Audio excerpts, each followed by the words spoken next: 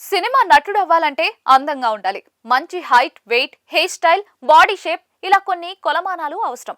అవి ఉంటేనే స్టార్ అవుతాడా అంటే అలాగని గట్టిగా చెప్పలేం. ఇండస్ట్రీలో బ్యాక్గ్రౌండ్ ఉంటే ఇవేవీ లేకపోయినా పర్వాలేదు.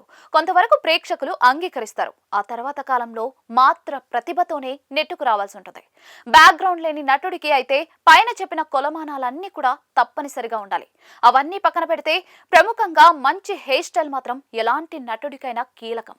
అందుబాటులో విగ్గులు చాలా కాలంగా ఉన్నవి. హెయిర్ ట్రాన్స్ప్లాంటేషన్, హెయిర్ ప్యాచ్లు లాంటివి ఇప్పుడొచ్చినవి.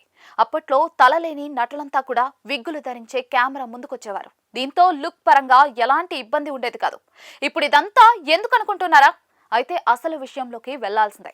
దివంగత నటుడు వినోద్ ఖన్నా తనయుడిగా బాలీవుడ్ కి ఎంట్రీ ఇచ్చిన అక్షయ్ ఖన్నా ఎంత ఫేమస్ నటుడో చెప్పాల్సిన పని లేదు.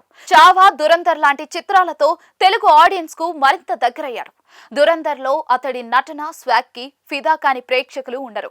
అలాంటి నటుడు కూడా బట్టతలతో ఇబ్బంది పడ్డాడు అన్నది ఎంతమందికి తెలుసు?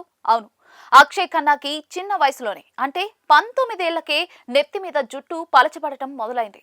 దీంతో బాలీవుడ్ లో అవకాశాలు వస్తాయా రావో అన్న ఆందోళన అతడిని వెంటాడింది. ఎన్ని జాగ్రత్తలు తీసుకున్నా కూడా ఫాలింగ్ మాత్రం ఆగలేదు. రోజు రోజుకు తల ఊడటం పెరుగుతూనే ఉంది.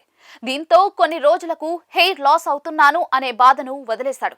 టాలెంట్ తో ఎలా ఎదగాలో దృష్టి పెట్టాడు. సరిగ్గా అదే సమయంలో తండ్రి వినోద్ ఖన్నా నిర్మించి నటించిన హిమాలయ పుత్ర చిత్రంతో అక్షయ్ ఖన్నా బాలీవుడ్ లోకి అడుగుపెట్టాడు. కానీ ఈ సినిమా విజయం సాధించలేదు. అనంతరం నటించిన బోర్డర్ చిత్రంతో మంచి విజయం అందుకున్నాడు. అప్పటి నుంచి అక్షయ్ ఖన్నా బాలీవుడ్ లో వెనుతిరిగి చూడలేదు. సహాయ నటుడిగా, విలన్ గా విభిన్న పాత్రల్లో ప్రేక్షకుల్ని అలరించాడు.